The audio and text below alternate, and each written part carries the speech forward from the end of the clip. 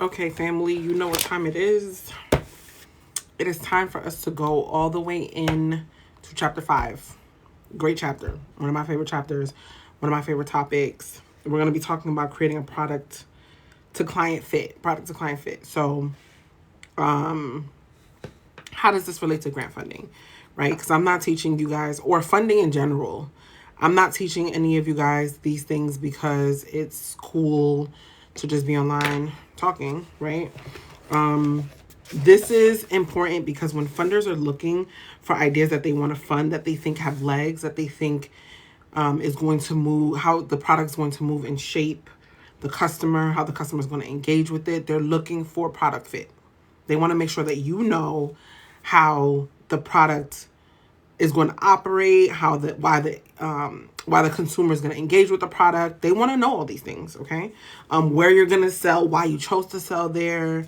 Are you innovating in where you sell and how you sell? All things that they're going to want to know, okay? And then also building out a great product is just a function of a couple different elements that we're going to talk about today. And that is going to help us win more grants, all right? So,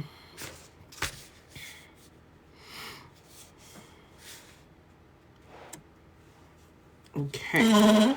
Number one, first point that we're going to cover is adding a unique touch, all right? And today we're going to be working out of Watch Us Win With Us or Watch Us Win Workbook, all right? That's what we're working out of.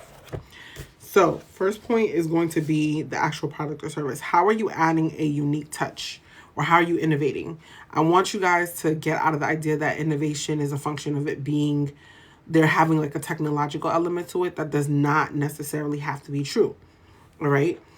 Let's say you are a lash tech and you found a way, or you've innovated on the procedures in which lashes are applied. And you can get your customer out of the door, because I've gotten lashes done in the past. That thing takes 2 hours to do, a brand new set, right? Not a fill-in, but a brand new set. So let's say you found a way to cut that 2-hour time window down to 30 minutes, all right?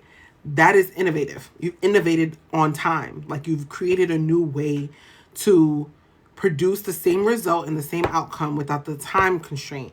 Now, how does that help you is that you get to see more customers because you're not spending so much time on one customer. The same amount of time that it took you to do one customer now takes you can see 4 customers in that same amount of time if you just did it back to back to back to back, right? So that's an innovation. That's something that a consumer may want to engage with you and be motivated to engage with you because you are saving them time. That is a way to innovate or add your unique touch to it, okay? If you guys get that, let me see. Hey Moon Jama. If you guys understand what I'm trying to say as far as the innovating that does not necessarily integrate technology, drop a 1 in the chat, all right? Because that's the first point. All right. Next. All right. The features of the product. Let's talk about the features. Where are you getting your features idea from? Okay.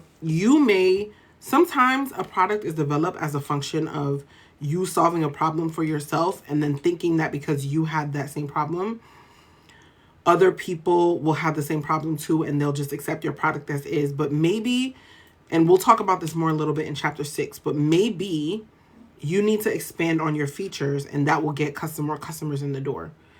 For example, one of the things that I always encourage, or I've encouraged you even online or you guys, is to look at your competitors, all right? And we talked about that last week or last session.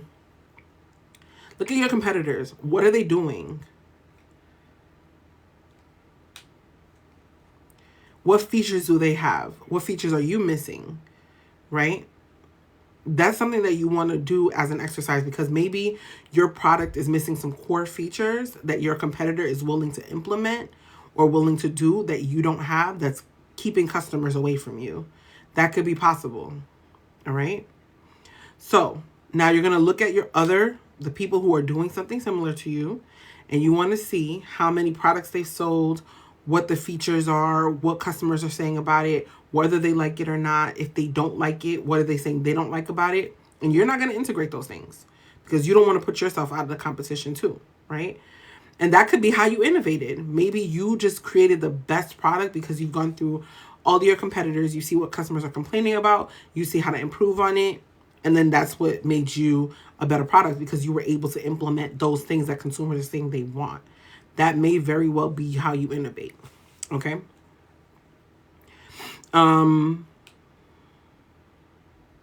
So we talked about the features that they have, and then we're also talking about the features that they're missing. And that's going to be, those are equally important, right?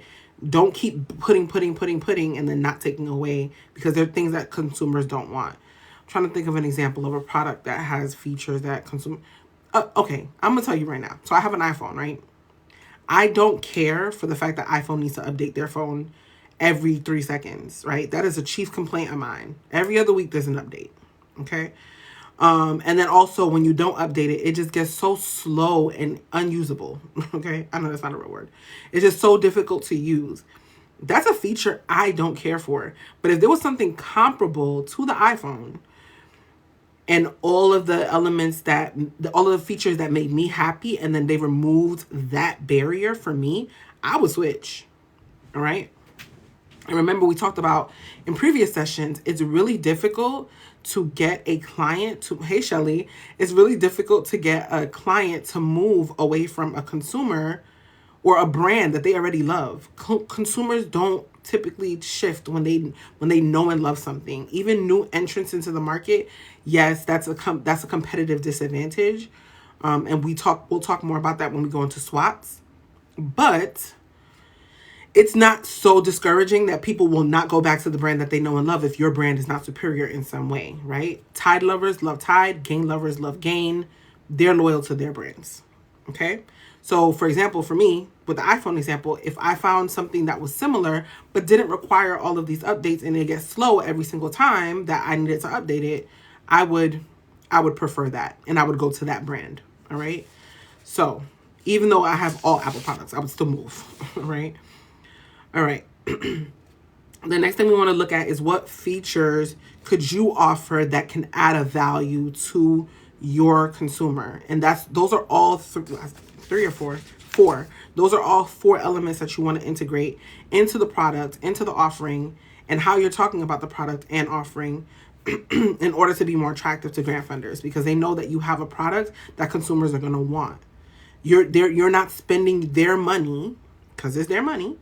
You're not spending their money trying to figure that out. You've already done the legwork, and you know you have a well-crafted, validated idea, validated business, validated process, innovated in some way that allows you to now bring this to the marketplace. Hey, thank you. That allows you to bring this to the marketplace and allows you to know what your consumer is going to want. All right? You're not testing that with their money. That's what they don't want. Okay? So how do we do this now? We are going to do what's called a priority matrix. Okay? This is what it looks like.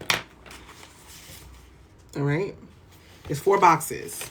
And in each box, you're going to there's a couple of pages in here for different products. And I don't know if you guys remember from previous sessions, I told you should have at least 5 products that you're building out initially. Okay? So you're going to have one for each product, and we're going to talk about the cost and the effort to produce that product versus the value that the consumer is receiving from engaging with that product. And then each of those boxes are going to be either high value and high cost, right? Because now this is going to inform how you price. That's the next thing we're going to go to. This is going to inform how you price, because if there's something that is a high value to a consumer and it takes a lot of cost or effort to produce, that's going to inform your pricing strategy, okay? Versus if something is low value but high cost, do you really want to integrate it? Does it really matter all that much? Now you're going to be in a position to make a decision about whether or not this is a feature that really needs to be there or not, or whether this is something that your consumers value enough. Like for example, with the lash example, your consumer may value time, so that may be a high value to them, but then low cost or low effort might be that they'll be willing to pay a little bit more because you're saving them time, right? Or maybe you can drop the price because they're not spending as much time, because your labor is now not being factored into the total cost of the service that was originally 2 hours. Please drop a 1 in the chat if you guys understand what I'm telling you.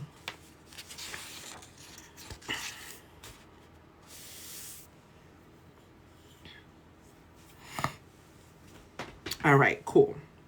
So this is important, okay? Because then when you're starting to talk about your, like, if a grant funder asks you a question about why, because this question has come up, why your customer wants to engage with you, you can articulate this. We've created a priority matrix, and we've realized that when we did our market research, customers value this, and we have all those features, and we can do it at either a high cost and charge a premium. And now we're going into the pricing a little bit.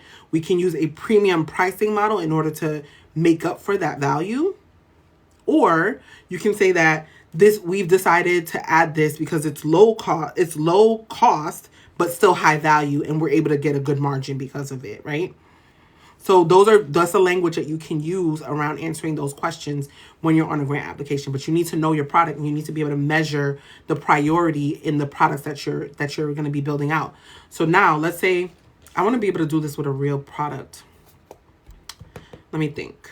1 second, y'all. Let me put my phone on Do Not Disturb, because they will be calling. Okay. So, I'm trying to think of a real product we can do this with.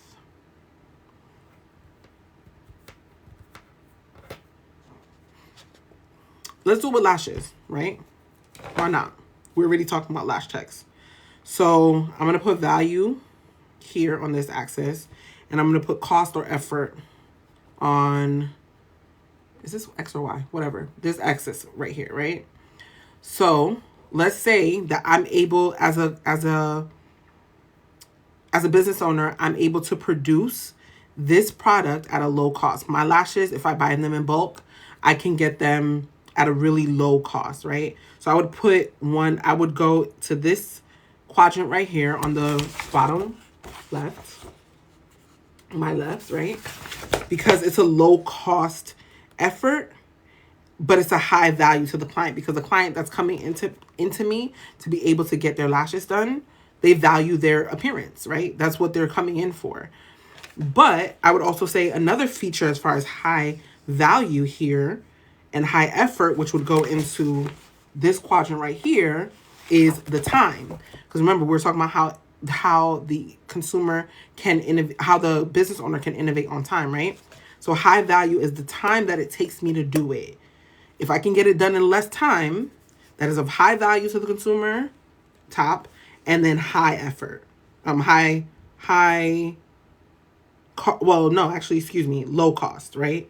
Because you want them to know that you can do it in a way that would allow you to be able to save money for you and them, right? But still high value for them. So what else? Maybe it takes me, let's see what else it could be of value. Maybe they can book through an app, right? That might be something that is high value to them, but low effort to me. So then I would go into the bottom left quadrant, okay? No, top left quadrant, because high value, low effort. So I would want to know, okay, this is something that consumers value highly, but doesn't cost me very much to do, because maybe the app isn't very costly and I can work into my price, versus having a receptionist at the desk answering the phone and saying, yes, let's book it, let's cancel, blah, blah, blah, right? So the app will make it more seamless for the consumer because they can do it at their leisure, at their convenience, right? But let's say in order for you to manage your books,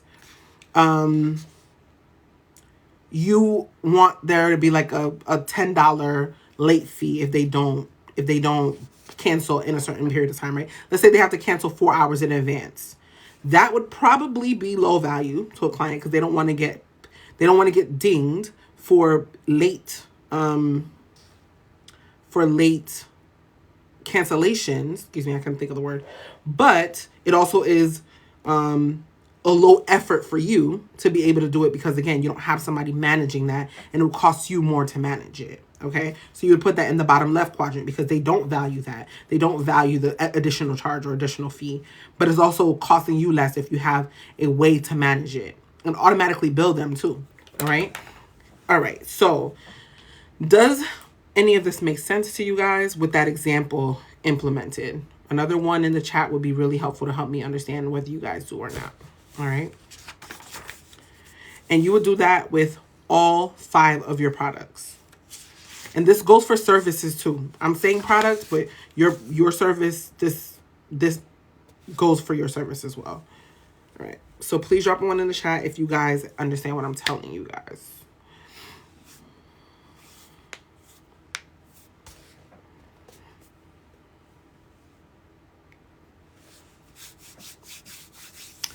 Before I move on.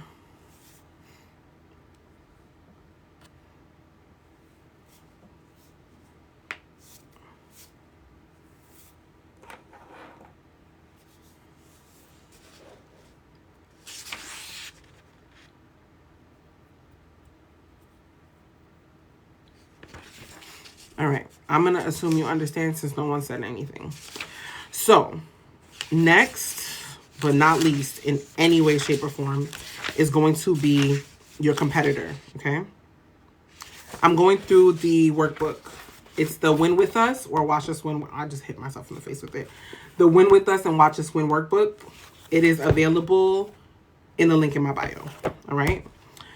So, this is an exercise that I really encourage you guys to, it's okay. This replay will be available. So someone said, hello, I just joined. Unfortunately, I didn't catch the last part. This will be available on YouTube. Okay. So while you're there, subscribe so you get the updates for all of these sessions. All right. The first 3 sessions are already available on there.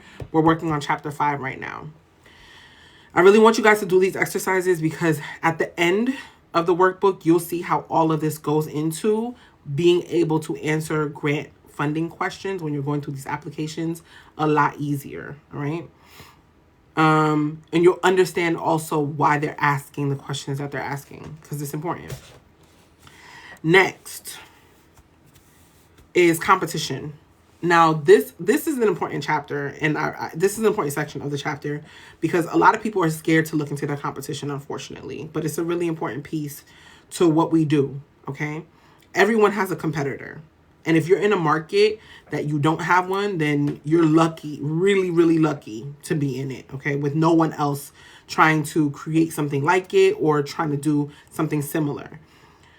But our competitors inform our decisions about how to move forward and what we're doing. We need to know what they're doing. We need to know who they are. A lot of people spend a lot of money, okay, knowing who the competition is, what they're doing, and how they can do it better. So, primary competition, where you want to look at who that is. Now, there's something primary or secondary, whatever you want to call it. Sometimes you'll hear me say direct competitor versus indirect competitor, all right? Your direct competitor is someone who, point for point, has very many features that you do, a lot of the features that you do, right? And if your consumer doesn't want to work with you, they will go to them. All right. So that could be, for example, Tide versus Gain. They both have detergent products. So and the features are very similar as far as like what they offer, excuse me. So it could be, they have pods, they have the liquids, they have like I don't think I've seen Tide scented beads, but Gain has like the scented beads, right? So point for point, if I can't find Tide on the shelf, I'll go to Gain because that's their direct competitor. They're going to give me the same thing, right? Now, the next thing you want to know about your competitor is what problem do they solve? Because even though you guys have similar features, they might be solving different problems. I know that sounds crazy, but for example, let me think of an example. It could just be their targeting. Maybe they're solving, maybe Tide is solving a time. Maybe Tide is promoting themselves as a way to save on laundry. It's a way to save your washer, okay? So they have a formulation that allows you to save your washer. It's going to clean more efficiently. It's not going to guck up your washer, right? So that's the problem that they're solving. So people who value having that are going to go towards Tide, versus, even though they're both detergent companies and they both have similar features, right? Versus what problem Gain might solve for their consumer is that Gain, because they have all these fragrance products, maybe their consumer is more concerned about how their clothes smell. Maybe it's like a teenage kid who is really active in sports and their socks stink at the end of the day, right? So Gain is going to help get that funk out. So what problem are they solving? It's very different, but they have very similar features. So that's why you want to know what problem they're solving and who they are. All right. Now, the next thing you want to know is what they're good at. Are they good at reaching their target market? Are they good at targeting? Are they good at advertising? Because advertising and marketing are a little bit different. Are they good at production? Are they good at manufacturing? Are they good at, what else could it be? Whatever they're good at, you want to know, okay? Because you want to emulate that, or you want to find a way to integrate it into your business in some way, all right? Because it's working. That's what we want. We're not gonna steal it because we're originals, right?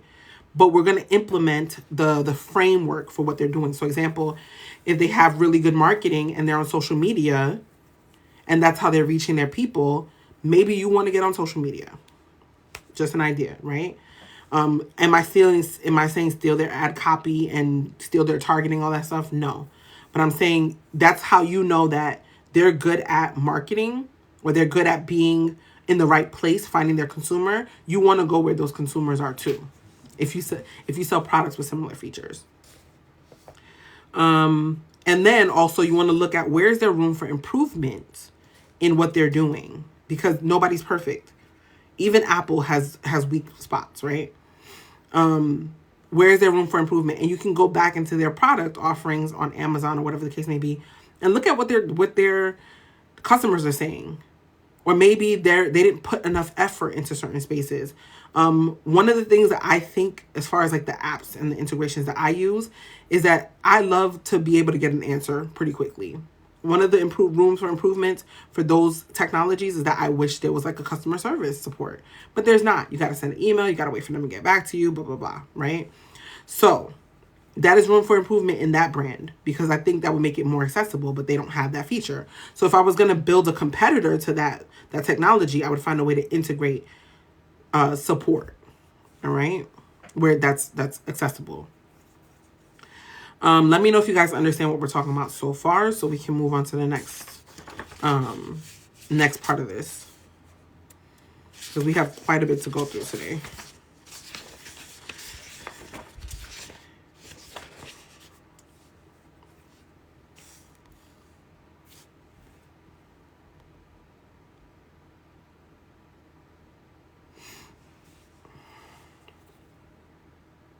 Should I take you guys' silence as a yes? All right. What do they do to reach your target audience? And this could be really wide as far as the outputs of what they're doing, right? So are they marketing on social media? Are they sending out, like, those those mailers? They could be doing that. They could be cold calling. What are they doing to reach the people that they need to reach? You need to look into that, what they're doing, because again, you want to replicate it, right? That's what's working for them. No one spends money where it's not working, hopefully, right? But sometimes these larger corporations are testing. So you can look into their marketing strategy, you can look into their targeting strategy and see what's working for them, so that you can replicate what you know is tried and true.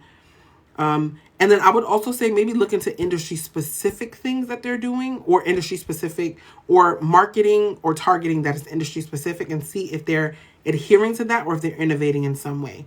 Because if they are, maybe that's something you might want to entertain. All right. Also, where do they go to reach their target audience?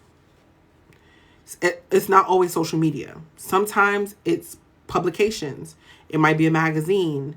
Maybe they're developing books or booklets. Maybe they're putting bulletins in a supermarket or advertising on carts. Maybe they're putting pieces out in a newspaper. It could be a number of ways that they're reaching their target audience. It isn't always social media. We are on social media, so we think it's social media, right? But social media might be the smallest piece of their pie as far as targeting is concerned. So find out what they're doing, and you want to integrate that as well, okay? And even if you don't integrate it, you should know what your competitor is doing just so you can get a leg up too, because that's going to be important. Next thing you want to know, and the last but not least in any way, is how they're pricing their products, okay? Super important. And I hope everyone in this chat or this live right now understands what I'm saying. We do not compete on price, okay? At all, ever. These large corporations will price you out in a heartbeat, okay? You drop it 1 cent, they're going to drop it 10 cents because they can do it. They have the bandwidth to do it. They have the products that they can pull from. They have every mechanism and framework in place to be able to price you out in a heartbeat if they need to, if you get big enough, all right? So do not compete on price. We compete on value. And we're going to talk about why in a second, because we talked about the matrix, remember? Whether something is high value and high effort, because that will be important to your pricing. It's going to inform your pricing strategy. If someone, for example, we pay thousands of dollars for iPhones, every iPhone that comes out, because we value it. We value being able to have a smartphone that keeps us connected, right? So we pay high amount of money for it, and it takes a high effort for them to produce it.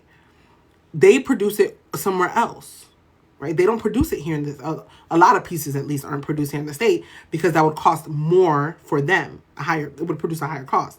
So now, if they have a competitor coming in, and I'm saying they as an Apple, if they have a competitor coming in, if there's a way that that competitor can produce it at a lower cost, but still maintain the value and still price that way, Apple has a big problem.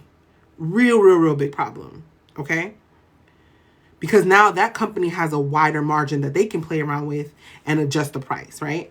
Competing on price is also really problematic, because if you are trying to be the lowest guy, you might be eating into your profit margins. You might also be, you might pigeonhole yourself, because now you might not be able to pay yourself, which is a priority.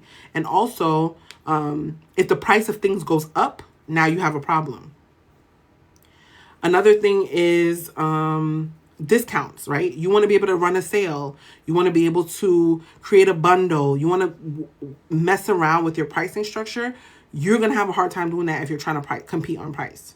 So we do not compete on price, but you need to know what their prices are to maybe even increase the perceived value of whatever it is that you're doing, so that you can charge more. All right? Please let me know if that makes sense. I really want you guys to get this before we move to pricing strategy.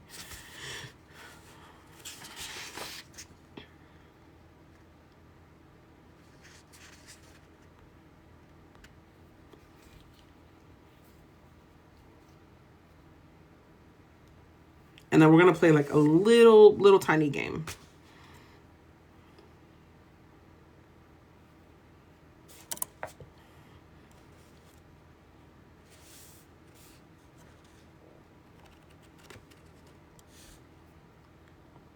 Anybody. Anyone at all. Y'all kind of quiet today. All right. I'm going to need engagement for this next part. Don't leave me talking on the internet by myself, y'all. All right. Cost plus pricing is a pricing strategy. All right. It involves adding a markup to the cost of producing a product. It cost me 10 cents to produce this pen, and then I mark it up to $1. So I 10x the markup for this pen and I charge you $1 for it, right? But when I do that, I still account for all of my production costs. So shipping it to you, packaging it, whatever I have to do to make this pen presentable to you and get it to you is accounted for in that $1.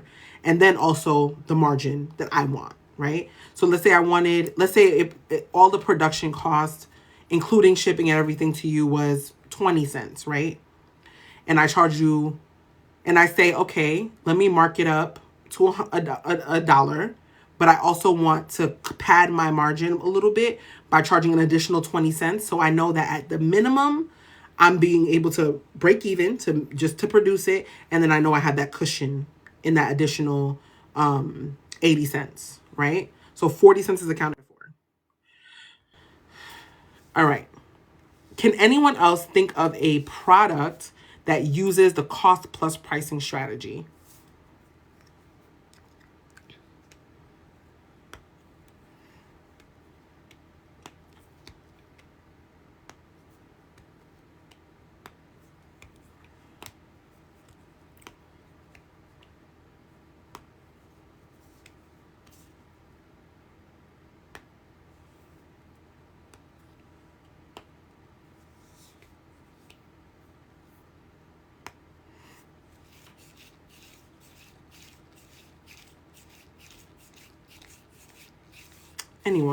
Anyone? Okay. Pretty much most products that you use. Okay. For example, I have a Red Bull here on my counter. They probably use the cost plus pricing strategy. Most products use that basic framework. Services can use it too. You know how much time it's going to cost you to do, it's how much time it's going to take you to produce a service. And then you mark it up after your time is accounted for, right? Or whatever you need to produce to deliver that service. Same idea. So penetration pricing is the next one. First, you set a low initial pricing, and then you want to be able to attract customers and get people in the door. And then ultimately the price will go up. Does anyone have an idea of an example of penetration pricing? We see it a lot too.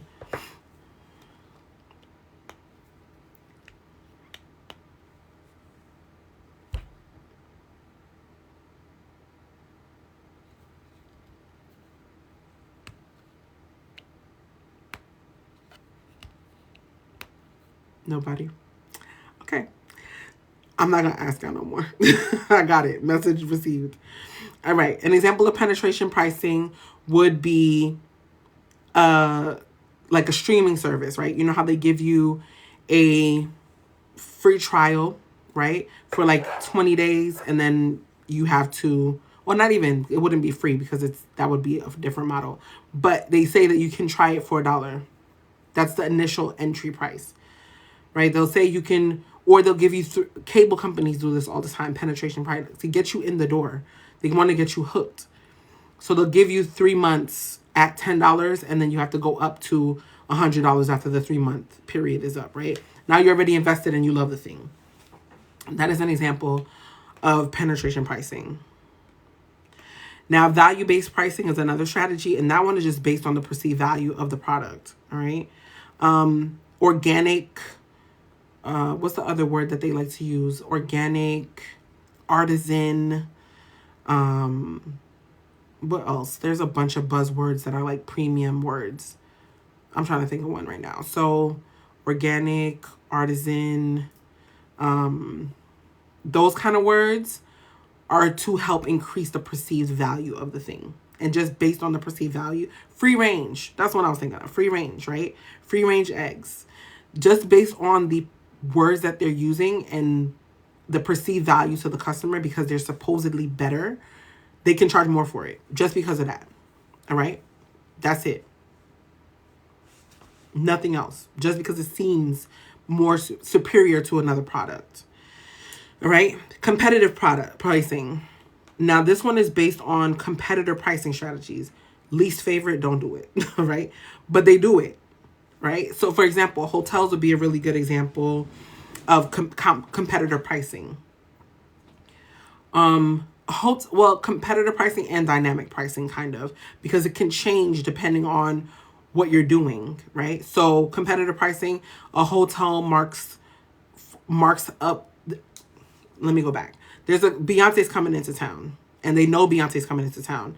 They know people are going to need places to stay when they travel in, so they're going to mark up their prices according to what the competitor is doing. They might charge a little bit less so that you are attracted to come in, but they're going to base it on what the competitor is doing in that time frame, right? Where Beyonce's coming into town.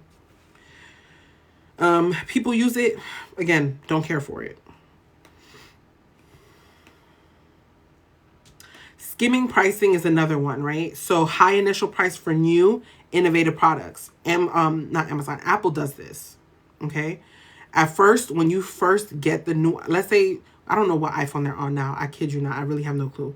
But let's say it's the iPhone 15, right?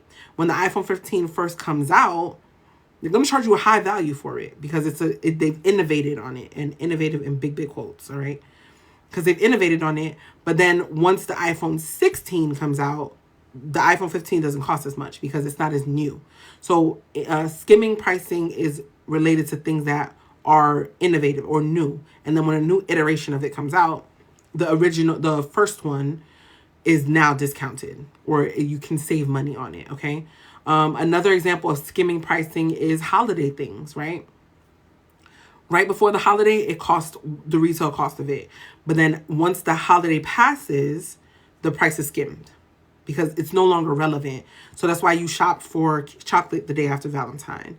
That's why you shop for Christmas ornaments the day after Christmas or whatever, because it's no longer new. It's the newness of it. The initiation of it is not coming up anymore, right? There was something else I had in my mind. What was it? Seasons are also a time when prices are skimmed. You will get better prices for summer things in the winter because it's not relevant right now, right? Winter's coming, it's going to cost more for winter clothes, and they're preparing for that. Okay, so I think I've given enough examples there. Psychological pricing is another example.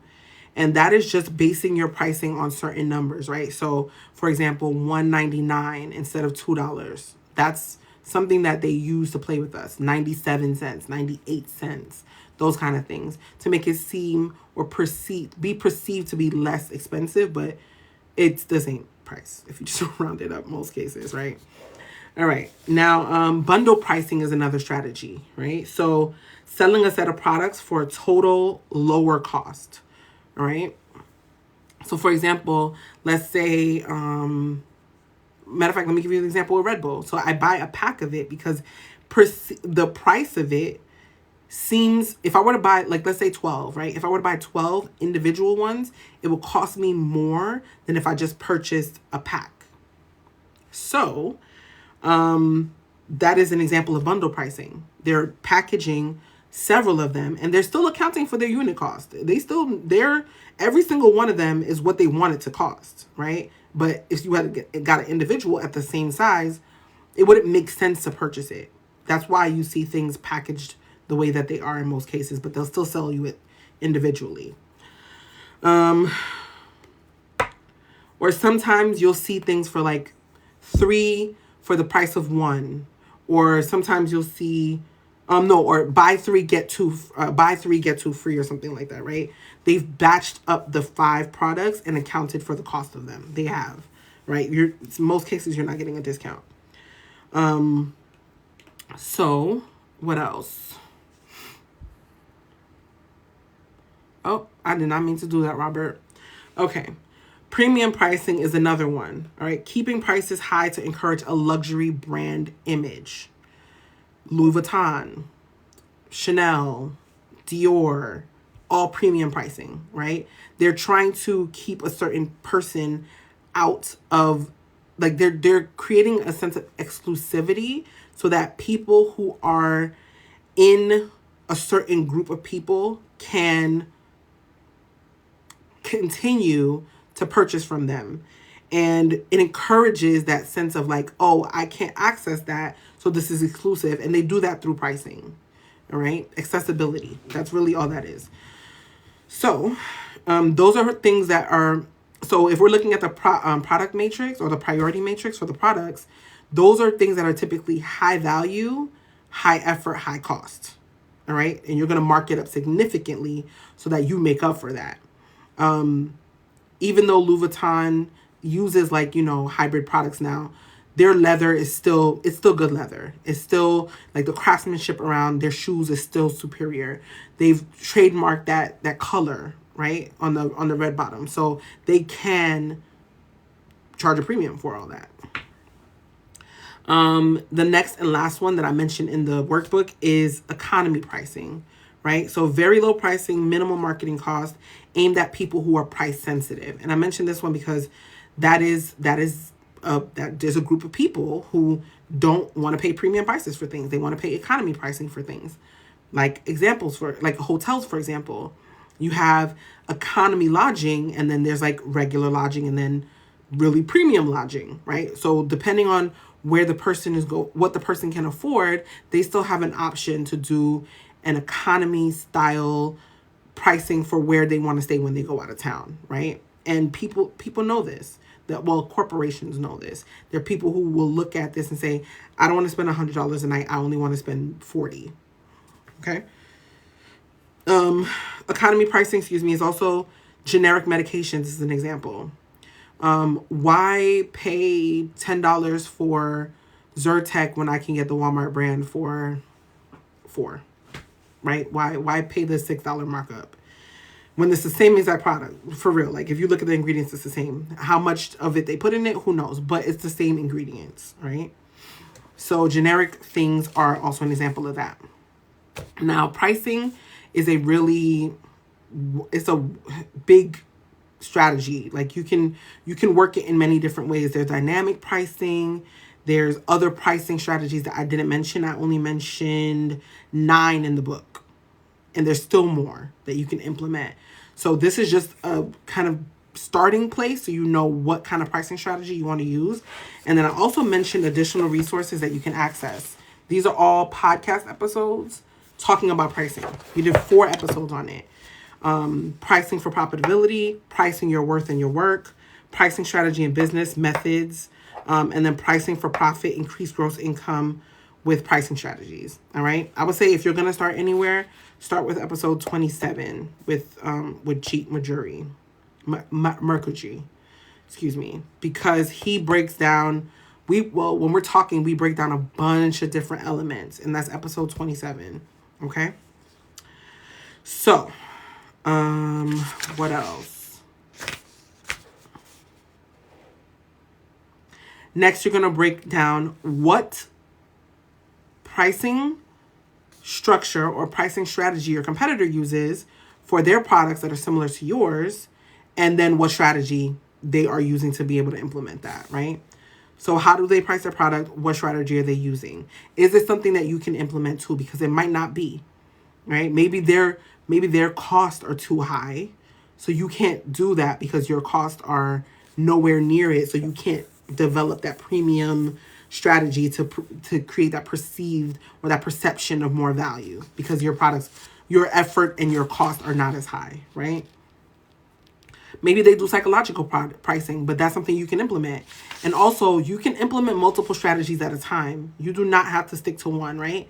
You can do penetration pricing, bundle pricing, and psychological pricing all in one thing, right? Or you can do economy pricing, cost plus pricing, and skimming pricing as well. You very well could do that, okay? So don't think you have to be pigeonholed to one. And if you're looking at your competitor and you see they're using multiple, that's not abnormal either, okay? Any questions? We've been here for a minute, y'all. Any questions before we move on? What is going on? Okay, maybe I have to plug that back in. Hold on, sorry, y'all. Okay.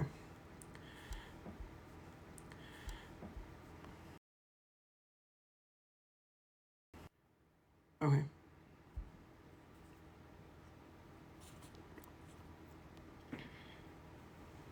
Any questions?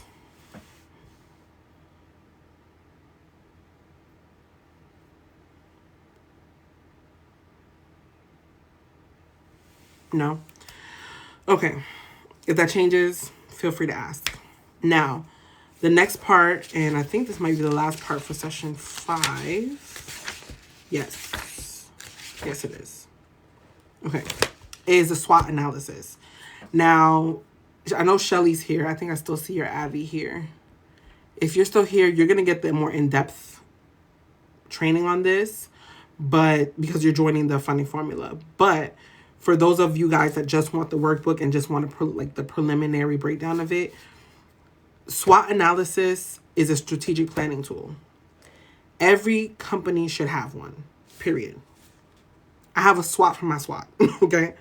Because this is a tool that you can use to determine whether you're making sound decisions, all right? SWOT stands for strength, weakness, opportunities, and threats. Every single business has one, all right? You have strengths, you have weaknesses, there are opportunities, and there are threats. The goal is to move as many weaknesses and make them strengths and as many threats to make them opportunities. That's the goal with your SWOT, right? Okay, so let's talk about some of the other things. So your strengths are going to be characteristics of the business or project that gives you an advantage over others, all right? For example, the last tech who can get things done in half an hour versus an hour or 2 hours, right? A weakness would be characteristics that place your business at a disadvantage relative to other businesses in your industry, okay? That is going to be a weakness. So, for example, let's say your customers are always complaining that your lash glue is irritating. That is a weakness. Even though you can get it done faster, you may want to find the opportunity to either develop a better formulated lash glue or turn to something else that would move that from the weakness, that weakness box, right? Then opportunity is going to be an element of that project, business, whatever that means, that could be exploited or taken advantage of, okay? That you could exploit to its advantage. So, for example, what could be an example of a opportunity? Technology, right? Technology is always one of those. Or it could be maybe partnerships, right? And the word exploit has a bad connotation, but something you could take advantage of, right? Maybe the relationships that you build from your products or services creates a competitive advantage for you in some way. That's an opportunity. Maybe you know the mayor. That's an opportunity, right? Or maybe the mayor's your husband. That's an opportunity, right? Threats are elements in the environment that could cause problems for the business or project. Again, Shelly, just because you're here and I know you're going to be joining us, that is something like COVID is a threat, right? Environmental, it could be environmental. It's usually outside of your business, right? Something that you can't control, like COVID, legislation changes in your industry, or maybe they implemented a new law, or it could be new entrants into the marketplace are always a threat because you don't know what features, at what price point, how much effort and cost it takes them to produce that thing. And then they might be doing it better than you and willing to compete on price. So that's going to be a threat, always a threat, new entrants into the marketplace, right? So that's how you look at a SWOT. You look at all of your competitors and break down what they're good at, what you're good at, where you're weak, where there's opportunity, what the threats are, so you can eliminate as many of them as possible. Okay? And then the book goes through all of your products. You're going to put that down for your competitors and then also do it for your product too. Okay? Because now you want to know what the key features are, what the pricing strategy is, and if it's something that you can improve on. Okay? Let me try to see what else. Okay. Any questions?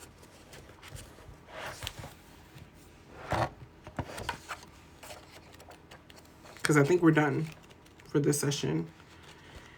The next session that we join, which is one of my favorite topics, is going to be talking about mapping out how you'll get attention for your brand and the tools that you'll use, okay? Because this is where I think a lot of people get caught up with the marketing strategy piece of things. For example, let me just give you an example with this training, right? Or with this session. This book is not for people who are more advanced or know what I know, right? It's still a good framework to use. Don't get me wrong. But people who want more, people who are in the beginner phase of grant funding, they're just started their business, they don't really know what to do, they haven't worked out these pieces yet, and they feel like they're unsuccessful in their journey, this is the top of the funnel for them. I'm talking to those people, right? The people who want to go a little bit more further, like they want to go further, they want to more advanced information, they're ready to like knock this out the park, confidently go through grant applications. They are a little bit more seasoned. Maybe they've been in business for a while, but they haven't been able to win. That's what the funding formula is. Those two people, I'm not talking to the same people, right?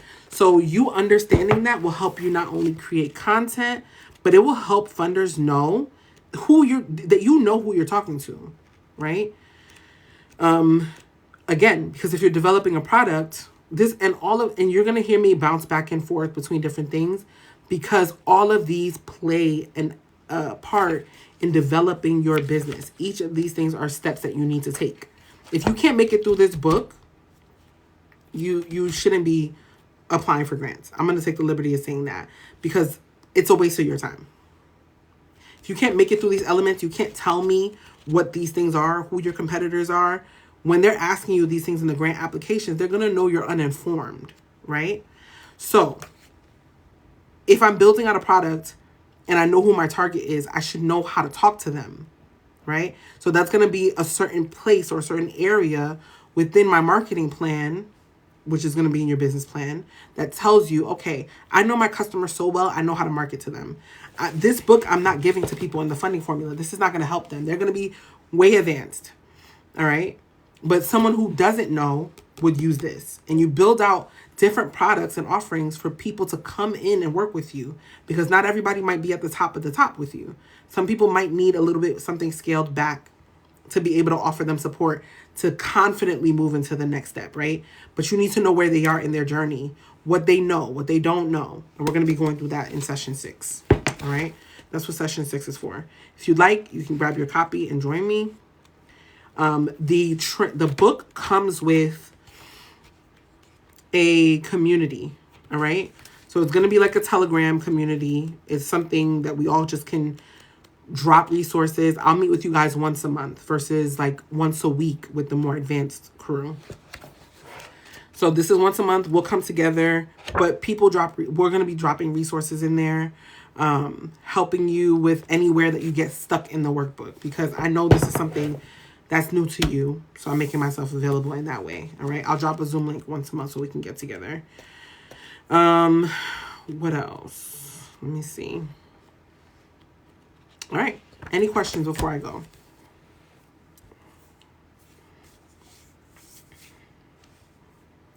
Any questions?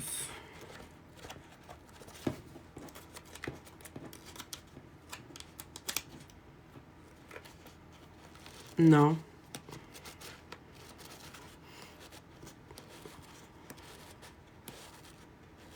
Okay. So in that case, I'm going to head out. This will be available on YouTube in a couple days.